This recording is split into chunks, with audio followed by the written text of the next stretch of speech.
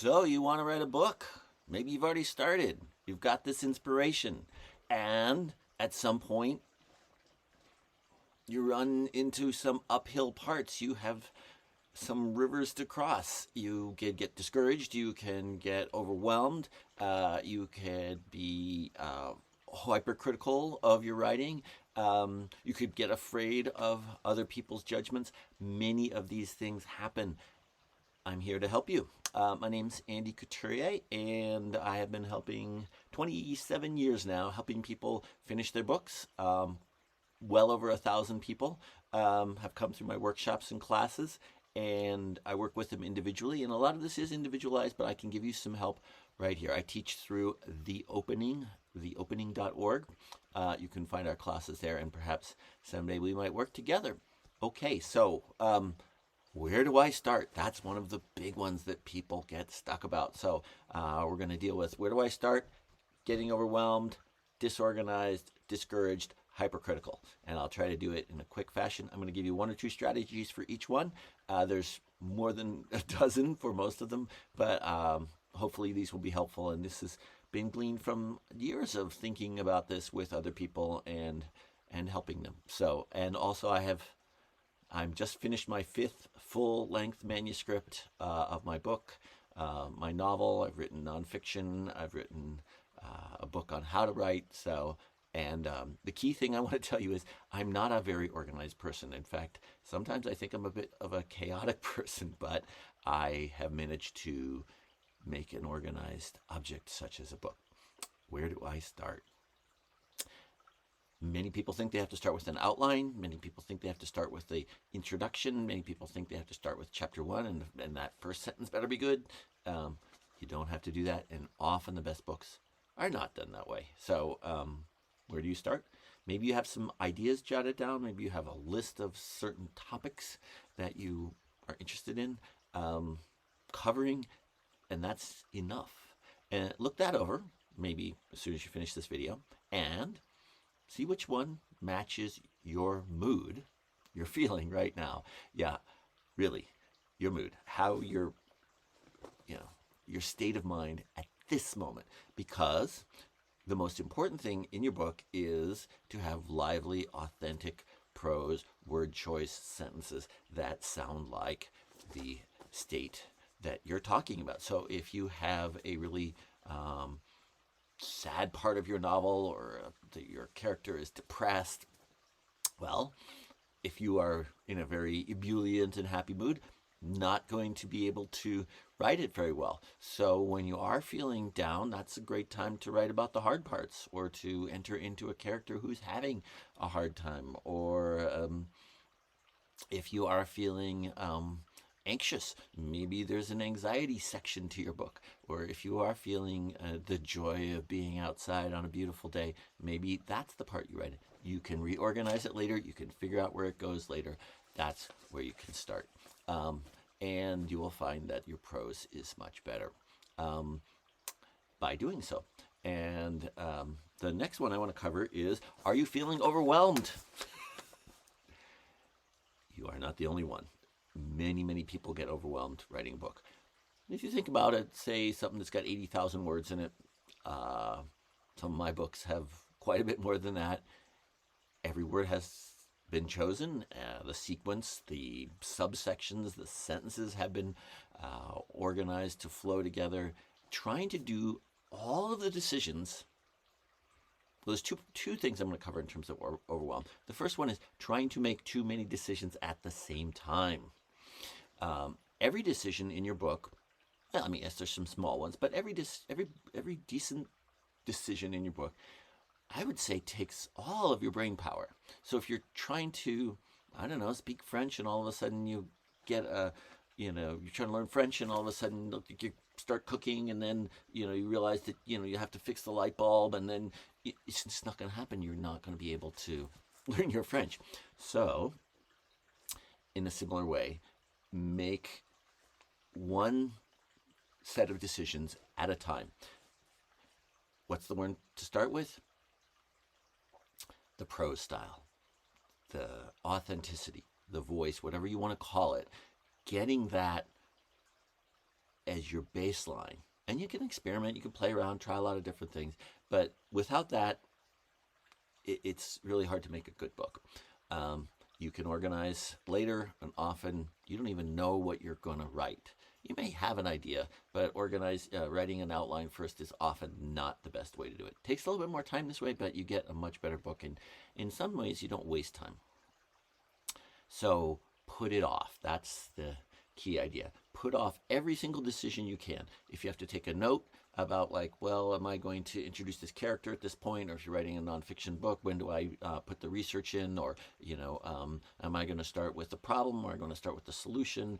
A lot of that can be postponed. And certainly the micro editing of your sentences, all of that can wait. So the axiom version of this is kick the can, just kick it down the alley. Later. And eventually you can pick it up, and if you have a running list of things, then you can make those decisions one at a time. But if you're trying to do them all at once, that's what's called a bottleneck. Many things cannot get through, and you get tilt. Another reason people get overwhelmed is disorganization. They feel like they've got notes here, they've got things on their computer, they can't find this journal, and it's all over the place. I want to say this to you as somebody who hates, I'm generally a cheerful person, hates organizing papers. I hate going into the hard drive and finding things. I hate doing that. But I have to be honest with myself. A book is a highly organized thing, and a disorganized book is a disservice to the person who's spent their money, after all, to buy your book, but more importantly, given their time to sit down with your book. So just getting clear that finding all these different drafts, making sure that they're labeled well, that you kind of know how to find them, that you've got a system. And this often can't happen like 15 minutes here and 15 minutes there. So at least for me, I need to block out 90 minutes or sometimes a whole morning to just get the organization of my papers in order. And as I said, I hate it, but there's a bit of a reframe, a mind shift that you can do, which is think about a reader, maybe a friend of yours, someone who said, I'd love to read your book, or you should write a book. Think about that person's face at this moment. And of course, caring for them, you're going to want to give them the gift of not having to struggle arduously through, wait a minute, was that here? I didn't understand that there. Or even think of your future self, the gift to your future self. Like, where is that section? I know exactly where it is. It's over here. Great. That's so much easier than like being all right in the middle of something and then I spend like 45 minutes looking for something and can't find it. A gift to your future self, a gift to your reader. So generosity, an attitude of I want to give something beautiful or nice. It's like if you were cooking a meal for someone you loved, or maybe making a flower arrangement or any other kind of gift. Even searching in a store for something that they would really love. It's an act of caring. And to me, that makes it a little easier than, oh my God, I've got to deal with all these papers. Okay. Where do I find the time? I am too busy. I can't write this book. I can't find the time. I would say almost every single person who studied with me has this issue. And I think this era with clickbait and being in constant contact with everyone and being enticed into all kinds of, maybe great behaviors or many possibilities with motors and machines to help you. It makes it actually hard to concentrate to write your book. Requests, emails, texts. Well, take a deep breath. Something's got to go. And a lot of times people the big project of the book, it just takes so much energy and time before you get the satisfaction of being done. People just do something that, clean the kitchen. It just feels like, okay, now it's done. I spent an hour on it and now it's like super clean and I get the energy from it.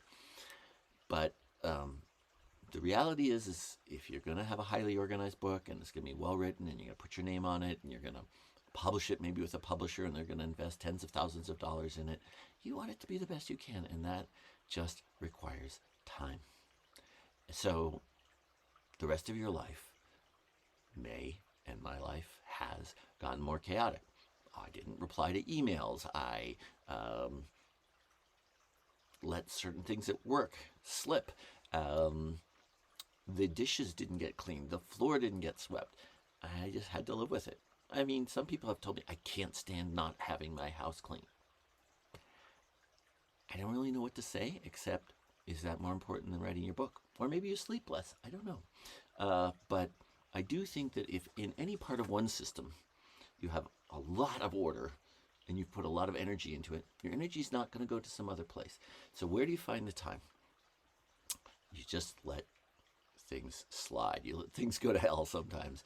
And that's an emotional shift that you have to do inside of yourself. And I can tell you, when I was writing my second book, A Different Kind of Luxury, there was times when it was like 3 days when I didn't do dishes and the sink was piled with dirty dishes. I didn't like it, but those dishes back in 2008, they eventually got done, and I still have a book. So that's how you can find the time. Maybe you get out of shape because you're not doing as much exercise. Maybe you don't go for a walk in the mountains. Okay, so if you're having trouble doing this, let me give you a technique. Imagine, or maybe actually do, walking up to a mirror, looking yourself in the eye, and saying, I, state your name, I, George Lucas, I, Isadora Duncan, I, Andy Couturier, am now choosing to go for a walk in the beautiful woods and not to work on my book, instead of working on my book. Just like look at yourself in the eye and say that.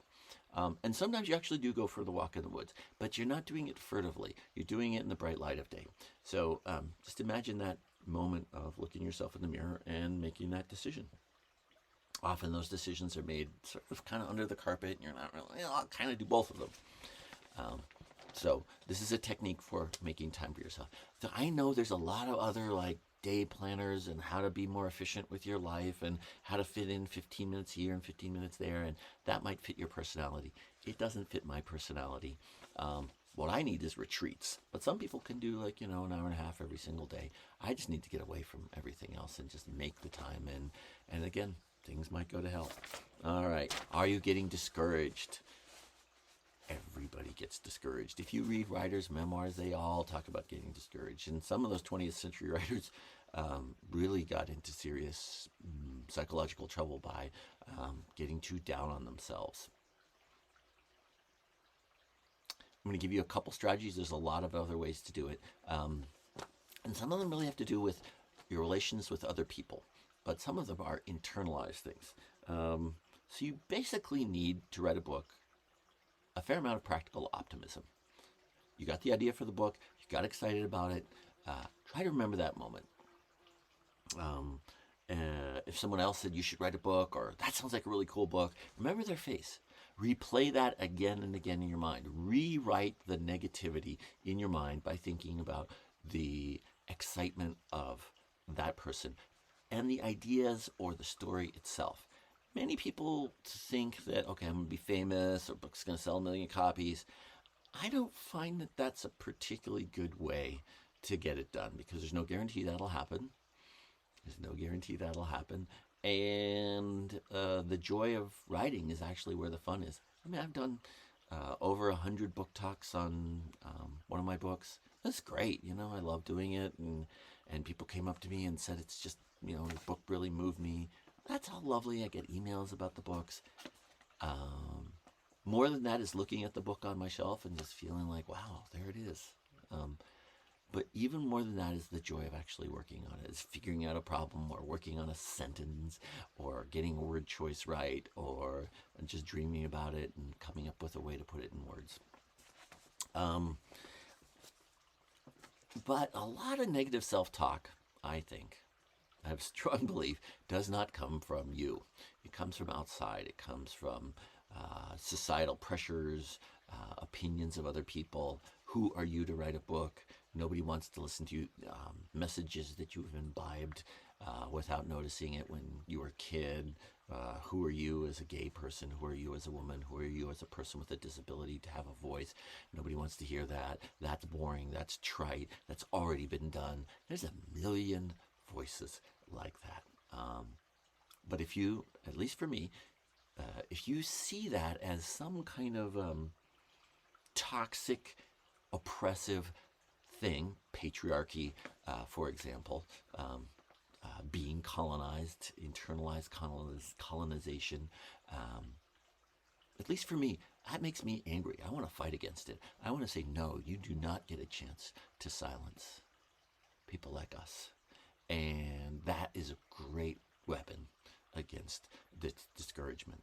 And God knows the people who are supporting those oppressive situations are filling the airwaves and the book waves with a lot of toxic thoughts. So we do need you to get out there with your more positive and more caring messages. So I do want you to finish your book. Getting practical encouragement from other people. Now this is dicey, a little tricky.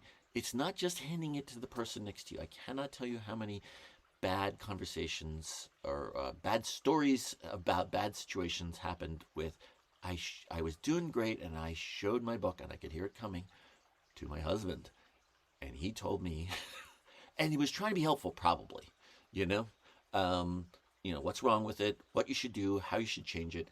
So that's not the encouragement I'm talking about. That's called a critique group, and that may be useful in the later stages when you've got something solidified. But when something's just emerging, you're not sure what you're trying to say, the last thing you need is someone to reach in and grab your steering wheel and start telling you which way to drive, or telling you what kind of book you should write, or what's wrong with it. There's so much confusion between giving feedback and criticizing. Criticizing is often not helpful. And even if there is sort of like, I didn't understand that part, you might ask for that later. But practical encouragement, and sometimes a moderated group really does help. So that's one of the reasons every year I have more and more book completion groups going, because people need that. They need the community as they're going along. They need that sounding board. So what do you do when you ask for feedback? First of all, you choose somebody who knows how to listen, meaning they know how to take instructions. So if you say to them, I am not interested in you telling me what's wrong with it, where you're confused, put in an extra brother and take out the sister, should put in a car chase, take out the car chase. I don't want that. Tell me where it moved you. Tell me what you remembered. Tell me what it made you think about. Also, off the table is, that reminded me of The Godfather, that reminded me of War and Peace. That's not so helpful. Even though people are trying to be encouraging, have them stay with what's on the page, what was interesting to them, what phrases. Even like a 12, 13-year-old can be very helpful. Show them your short story or essay. And it's like, what did you remember from it? That's all you need. And keep your momentum going. And you're overriding that negativity, overriding and overwriting that negative patterning in your brain, which says it's no good, who would ever be interested in it. And having that regularly, again, in a group, book completion group, as I said, I offer at theopening.org and coaching as well. But create it yourself. Create the right environment with the right people. 2 or 3 is better than just 1. Okay. And lastly, critical but don't know what to do about it. Super normal. First of all, like I've said already in this video, wait to get that criticism. And I don't even like the word criticism. But, I might have a question like, does this seem realistic to you? Or does this idea hold water for you? But not when I'm just getting it started. So the technique is looking for the rich bits, looking for the golden parts, where the prose comes alive, where the word choice is amazing, where the sentence patterns and the rhythm of them seems to be interesting for yourself, and getting that from other people. But you can do this by yourself. Go through, find, if you have 2, 3 pages, there's going to be something good, interesting in there. Read it again, read it 3 times, read it out loud, record it and listen to it. Again, it could just be a couple sentences. that helps to activate a certain part of your brain, a certain part of your consciousness, a certain part of your mind that becomes alive, alert, and connected. So that overcritical state is something that has to be managed. But when you hear that critical voice, don't let it stop you from moving the pen. So that's why in my free writing groups, I do teach free writing groups under the rubric of writing from the subconscious. The main thing is the 3 rules of free writing. Keep the pen moving. Don't read back. Don't scratch out. So if you're constantly reading back and being like, this makes sense, and how does this work together, or not the right word, this is actually activating a particular part in your brain called the prefrontal cortex. A very important part of your brain, helps you not get into accidents when you're driving, helps you realize situations are dangerous, helps you avoid hurting people's feelings when you're talking extemporaneously. But it's a much smaller part of your brain than the whole rest of it, which is where the subconscious mind lives. And but it has the power to override that wispy, subtle, unknowable part of your brain that generates a strange word choice that just turns out to be a great word choice, or the new idea comes from. So whatever feelings you're having as you're writing, you can have them. You can say thank you very much. You can even let them spiel on the page for 2 minutes or 4 minutes. Set a timer, let them go, and thank you, great. But keep the pen moving. The only mistake is to stop writing. So even if you do have an overcritical mindset, just keep going. When you're looking back over your manuscript, you're taking a look at it, you're thinking, oh, what's really trying to emerge here? What's unfinished? What's yearning to come through at this point? What's the whispering? That's what you're looking for.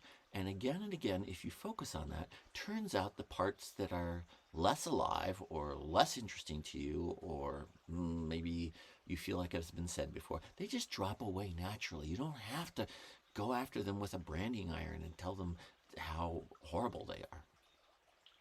Okay, so I hope that some of these have been helpful to you. Keep going. I'd love to work with you. And again, I'm at theopening.org, and my name is Andy Couturier. And have a great time writing.